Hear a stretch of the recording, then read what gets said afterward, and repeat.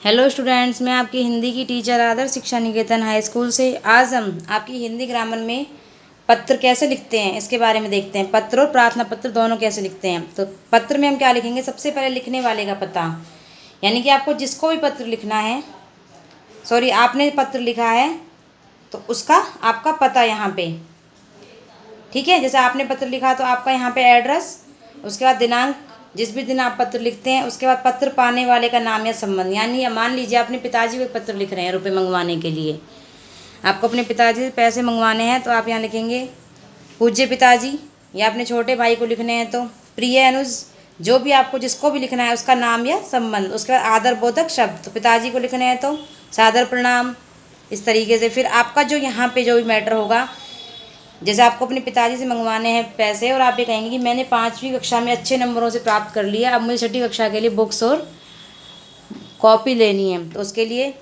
कि आपको ये जानकर प्रसन्नता होगी कि मैंने 5वीं कक्षा में अच्छे अंकों से प्राप्त कर लिया और अब मुझे 6ठी कक्षा की कॉपी और बुक्स लेनी है, तो इसलिए आप मुझे पैसे भिजवाने की कृपा करें, ठीक है। इस तरीके से कोई भी जिस भी बारे में आपको लिखना है, सबसे नीचे फिर आपको लिखना है पत्र लिखने वाले का नाम और संबंध।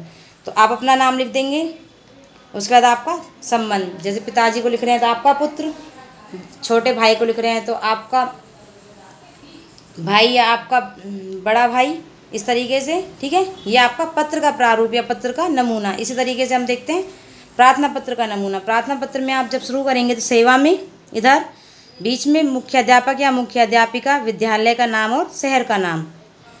ये आपको तो समझ में अच्छे से आएगा जब मैं आपको एक प्रार्थना पत्र भेज दूंगी, तो आप उसे देखना और आप अभी थोड़ा समझ लो। मुख्य अध्यापक या मुख्य अध्यापिका या विद्यालय का नाम और शहर का नाम। उसके बाद आपको विषय लिखना है।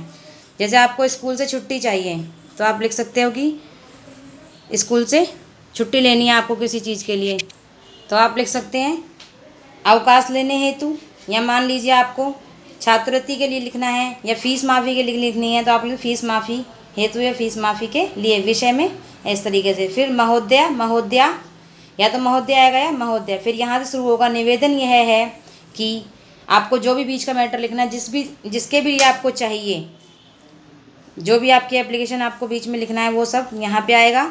उसके बाद नीचे धन्यवाद सहित आपका आज्ञाकारी, शिष्य या शिष्या नाम और रोल नंबर, उधर तिथि या दिनांक, ठीक है। आया समझ में। अब मैं आपको दोबारा से इसका एक प्रार्थना पत्र भेज दूंगी, आप उसे देखना और समझना और अपनी कॉपी में कर लेना।